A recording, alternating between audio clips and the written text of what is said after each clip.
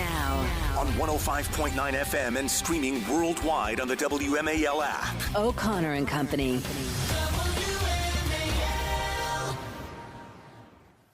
It is 6:07 on O'Connor and Company. Thanks for tuning in here on a historic Friday morning as we are reviewing last night's speech by President Donald Trump, formally accepting the Republican nomination for president. Anyone who thought he was going to be, tame and subdued and serene and sort of pull back and have a new you're wrong. This is Donald Trump, all right. If anything, he's got resolve. That's what's different. His resolve and his focus. And as I mentioned, he stayed up well past his bedtime. He stayed up well past President Biden's bedtime. We've got more for you on that. Also, coming up at 7:05, Charlie Spearing of the Daily Mail. He's author of Amateur Hour, Kamala Harris in the White House. Talk about how the buzz appears to be that Kamala Harris could very well be the nominee by the end of the weekend, or at the very least, a giant mess over there for the Democrats. 8:05, Matt Schlapp from CPAC, and then at 8:35, Brett Baer, Fox News Channel. That's Patrice Onwuka. I'm Larry O'Connor. Good morning. Good morning. Happy Friday, everybody. Amen to that. What you gonna do when Donald Trump and all the Trumpomaniacs run wild on you, brother? Can I tell you, the Biden-Harris campaign posted that video clip last night? And the Biden-Harris, they have this Biden HQ account, which is supposed to basically troll conservatives and troll Republicans, and it's supposed to post things that make Biden look good and make Republicans and Trump look bad. They posted that clip that I displayed with you of Hulk Hogan last night, and the response is fantastic because everyone's like, "Yeah, that's right.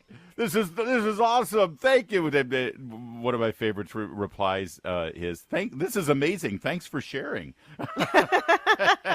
It didn't quite have the reaction. Didn't land the way they thought it would. Not so much. Not so much. Hell yeah, Democrats. You know that's what's coming. What you gonna do? Can I just tell you, for the rest of the weekend, I'm going to begin every sentence with that. It's just this is in my blood right now. Well, wait a minute, Larry. Now, does it mean you're going to do? Sorry. Are you also going to tear your shirt every time you say that? I can't afford the shirts. No, I don't have WWE money, baby. All right, we've got more on last night's speech. Tucker Carlson, a remarkable delivery as well. He had a fantastic speech. We're going to give you some highlights of that and more. And like I said, at 8:05, Matt Schlapp from CPAC was there in the room. Of course, we'll get his firsthand reaction. But we do have to give you an update on the drama surrounding the Biden presidency and the long knives that are not just sharpened and out, but appear to be leaving a mark on President Biden as more reports of his imminent withdrawal from the presidential nomination for the Democrats continues. Here's Brett Baer midday yesterday. The president could actually get out of the race this weekend. Yeah. As soon as this weekend, I should say. Yeah, good morning. I've had some conversations here with top Democrats, names that people will know in the hallways and kind of nooks and crannies of this convention, who put the over-under at 5 days to give the president time to do a dismount of some kind, a speech, a big event. But this is happening. It is going down the hill. The boulder is rolling. You start with Chuck Schumer and Hakeem Jeffries meeting in person. You then have Nancy Pelosi with poll numbers. You have Jeffrey Katzenberg, the campaign finance guy, saying checks are dry. There's nothing coming in. And I think that this is all adding up to the realization that President Biden will not be the nominee, and it'll happen sooner rather than later. All right, so that's Brett Baer earlier yesterday, and we're going to have Brett Baer today at 8:35. Let me just say this, though, and I love Brett, and I recognize and I know all the sources, not all the sources, but I have seen the same reports that he's talking about. I think most importantly there is Jeffrey Katzenberg saying that the money isn't there. I think Joe Biden thinks that if he just holds out long enough and he's their only choice, the money will come. He takes everything for granted, and he just says, well, what are they going to give the money to, Trump? So he thinks that's going to be fine. Let me say this before we sort of break down more. At this point, don't necessarily believe every report you hear about what's going on behind the scenes with the Democrats, because a lot of the leaks and a lot of the news reports you might be hearing are designed to increase the pressure on Joe Yes. Biden, even if they're not 100% genuine. So in other words, Nancy Pelosi right. might say to Mark Halperin, for instance, who had I'm going to tell you what Mark Halperin was reporting. She might say, hey, listen, this is what's going on. Even if it's not necessarily going on, but it's meant to move the story forward. It's meant that they're stuck. Schumer, Pelosi, Obama, the Clintons, the powers that be, the Susan Rices, the Valerie Halperin, they're all stuck Beverly right now Jarrett, yeah. because ultimately this is all Joe's decision. And Joe has said, well, listen, if everyone tells me I can't win, then maybe I'll step down. Well, that's what they're trying to do.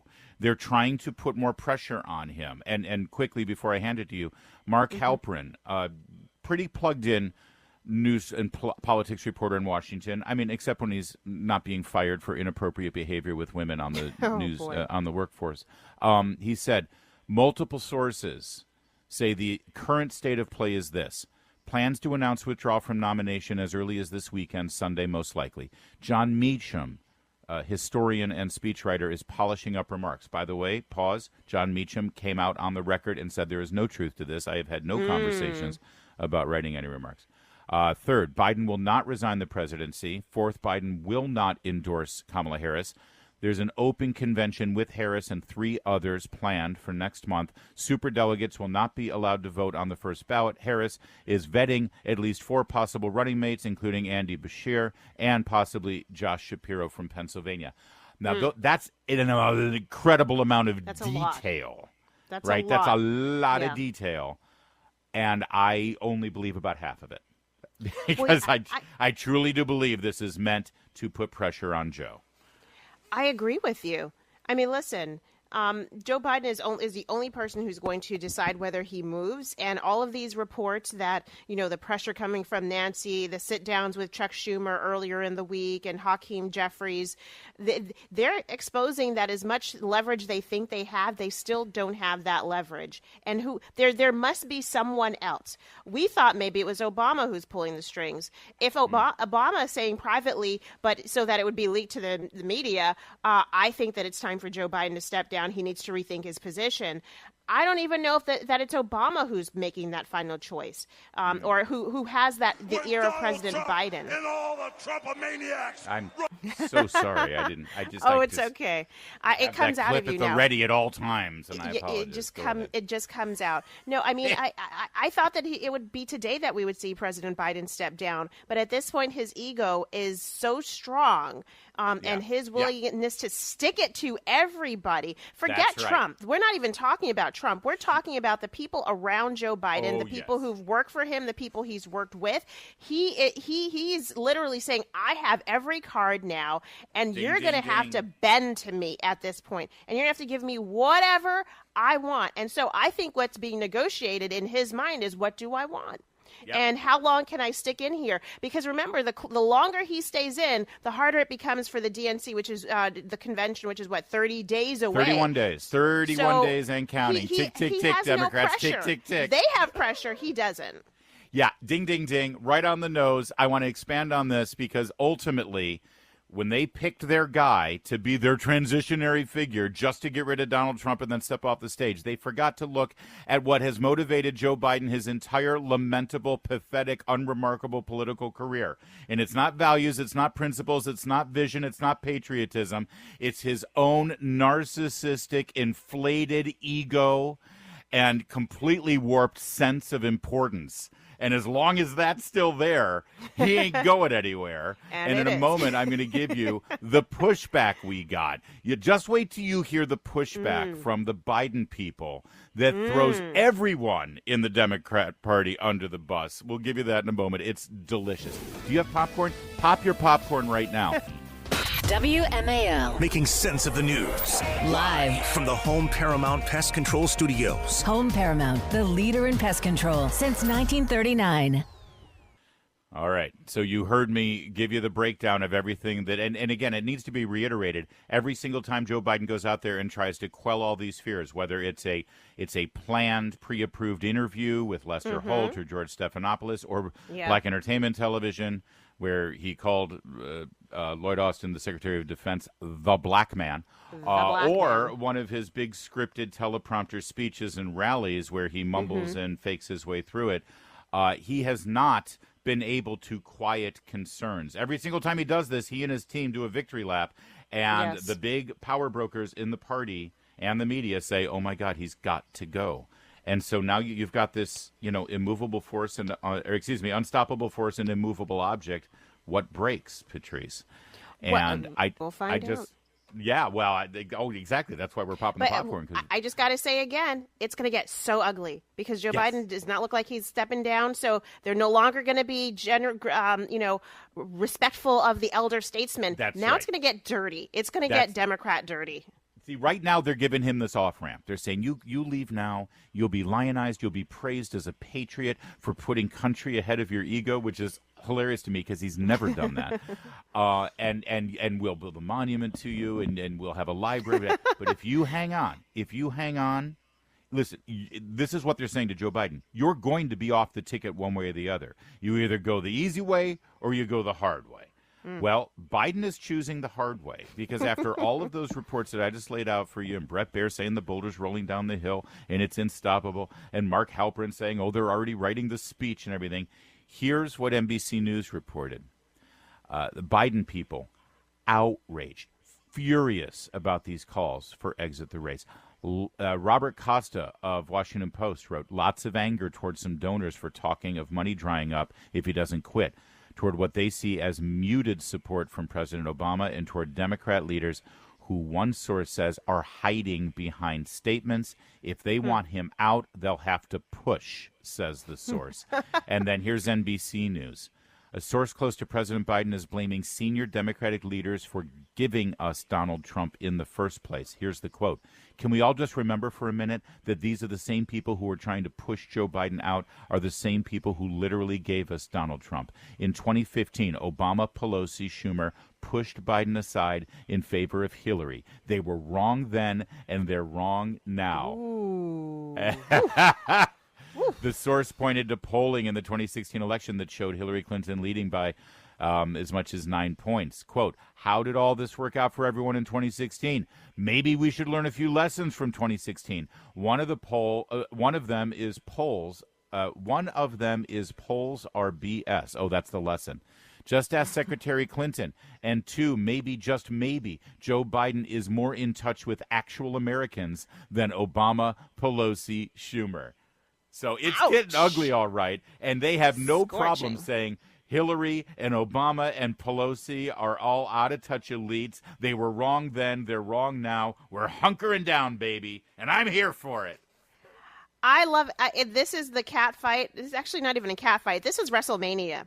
This is WrestleMania, the throwdown, drag out, or maybe it's the precursor. It's like the pre-WrestleMania, because then the DNC is probably going to be the WrestleMania where you're going to have Gavin Newsom, the cage match, Kamala Harris, and Gretchen Whitmer battling it out with Pete Buttigieg. I've just got to say, let's stop and remind ourselves, who is the leader who does not want to relinquish power, who does not want to give up their control? That's right. I'm pretty sure they told us it was Donald Trump, and I'm pretty sure we're seeing it's Joe Biden. That's right. Somebody should ask the Democrats, why aren't you accepting the results of the Democrat primary elections that happened? Why do you refuse to deny the results and the democratic process that even though it wasn't very democratic since it was such a rigged deal in the first place.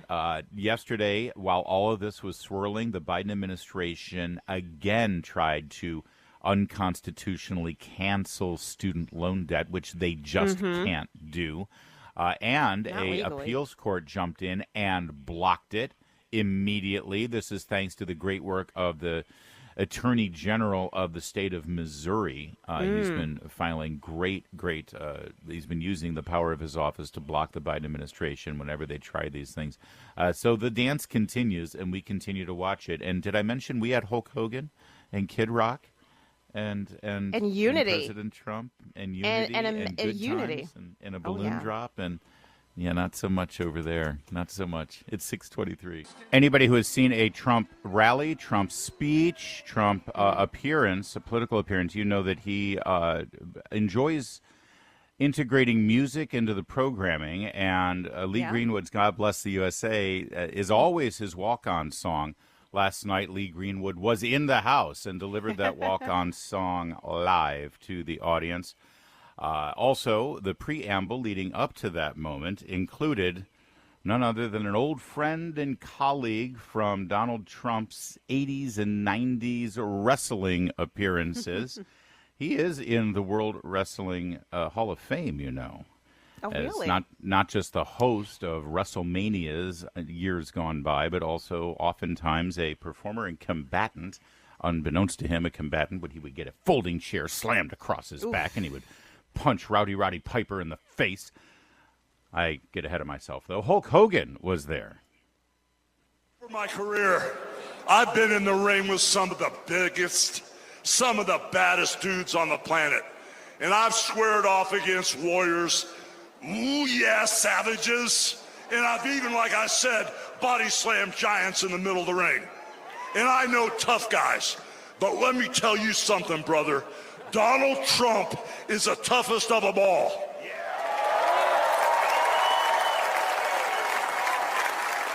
They've thrown everything at Donald Trump. All the investigations, the impeachments, the court cases, and he's still standing and kicking their butts. Honestly, it was inspiring, and it was fun, and it was what you want from a political convention. And I mean, I can't get this out of my head. But let me tell you something, brother. There's something about seeing What him is their doing that brother? after all these years. Delivering the iconic Hulk Hogan line. Speaking of iconic, a remarkable moment when Tucker Carlson took the stage as one of the pre-Trump speeches.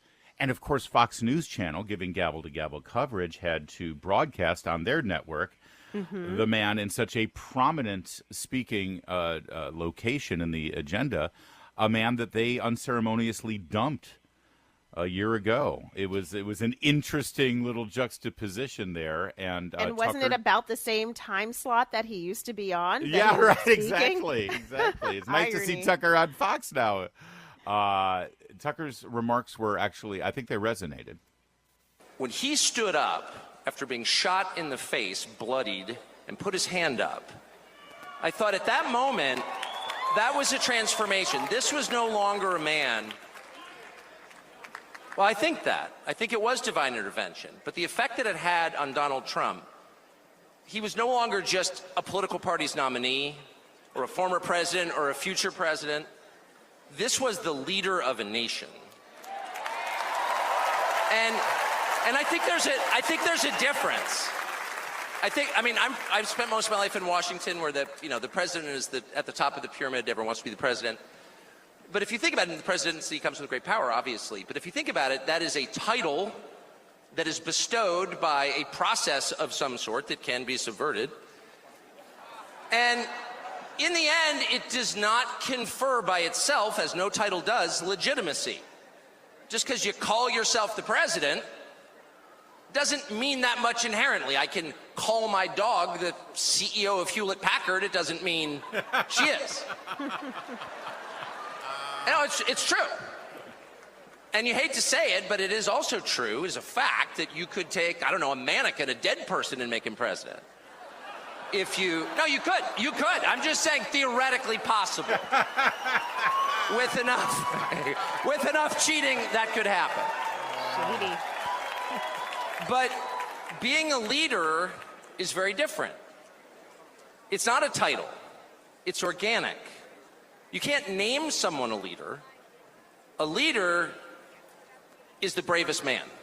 That's who the leader is. That is true in all human organizations. This is a law of nature. And in that moment, Donald Trump, months before the presidential election, became the leader of this nation. All right, Patrice, let me just squeeze in one more line here from Tucker. What's happened over the past month since the debate? And particularly on Saturday in Butler, I think a lot of people are wondering, what is this? This doesn't look like politics. Something bigger is going on here. I think even people who don't believe in God are beginning to think, well, maybe there's something to this. Actually. And I'll just stop with this. I'm not always convinced that I'm on the right side. I've been on the wrong side many times. You'll never hear me say I'm on God's side or God's with me or even I'm with God. I want to be. Not sure I am. But I will say this unequivocally and conclusively. God is among us right now. And I think that's enough. God bless you. All right, Patrice, I want your reaction to that coming and more from the remarkable night in Milwaukee coming up in just a moment. You'll never hear me say I'm on God's side or God's with me or even I'm with God. I want to be. Not sure I am. But I will say this unequivocally and conclusively. God is among us right now. And I think that's enough. All right, Patrice, jump in here. A lot of talk about God last night. A lot of talk about faith and about whether God had a hand in last Saturday and has a hand with us now going forward. Well, I think throughout every night there was kind of a different undercurrent, a different thread that united all of the different speeches, and the appealing to different bases. Frankly, last night the appeal was to the religious folks, people who, number one, recognize that faith is incredibly important in our world leaders and our national leaders, and seeing if people have questioned whether President Trump has any sort of faith, whether he, they've mocked his faith, and seeing his based on what he said, he believes that God protected him, and I think you heard that time and time again, that God was with President Trump when he survived that assassination attempt, that it was God that protected him from that. And so it's not surprising that you would hear Tucker Carlson or others who may not talk about their faith every time they're speaking, but certainly recognize their faith is a part of what they do, why they do what they do, and how they do what they do. And so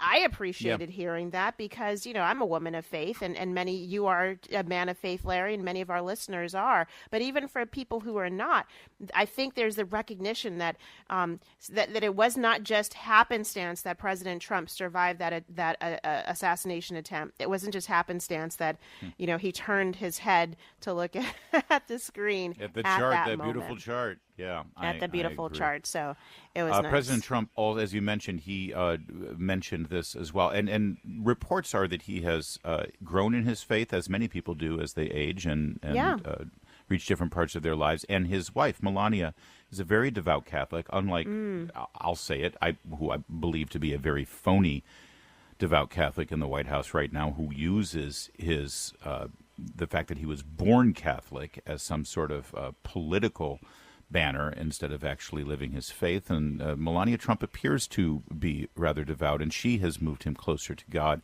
And he made free mention of the Lord in his speech. But if the events of last Saturday make anything clear, it is that every single moment we have on earth is a gift from God.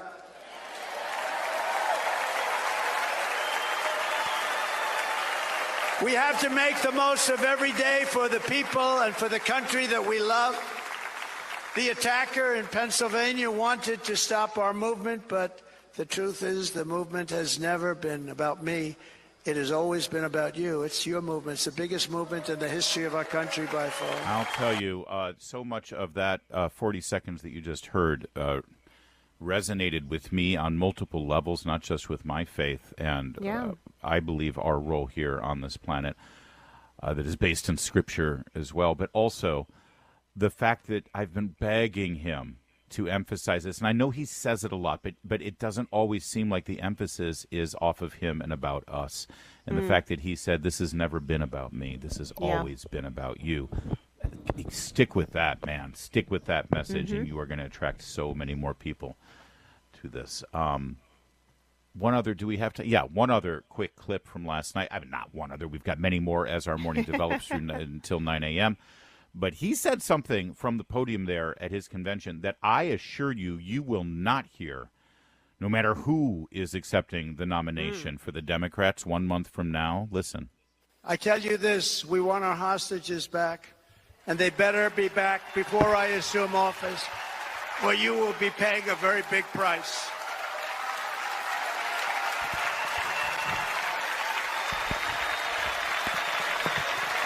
And on a night for my Yes. generation, my Generation X forged in the Reagan, Thatcher, John Paul II years. It was, amazing to have Hulk Hogan there speaking on behalf of my generation and firing us up. But that moment right there evoked Reagan to a T. Even projecting, and recalling the Iranian hostages who were released on Inauguration Day. He said, you release them and you release them before I'm inaugurated or you will pay a price. That's powerful. And like I said, you haven't heard anything even close to that from this man who's in the White House right now. As president, you certainly won't hear from him say anything like that as the nominee next month. And it needs to be said. It's too easy for us to forget what's going on in Gaza, and also the reason what precipitated the Israel-Hamas war, which was the hostages, people murdered, and the hostages that have been taken. Some of which are Americans who have yet to come home. So I love that moment that President Trump said, "No, I haven't forgotten. The current president may have forgotten, but I have not." That's right. That's right. So all you criminals, all you lowlifes, all you scumbags, all you drug dealers, and all you crooked politicians need to answer one question, brother. What you gonna do when Donald Trump and all the Trumpomaniacs run wild on you, brother? God bless you, and thank you. Oh. We are so back right now. We are so back. It's 6:53. Listen.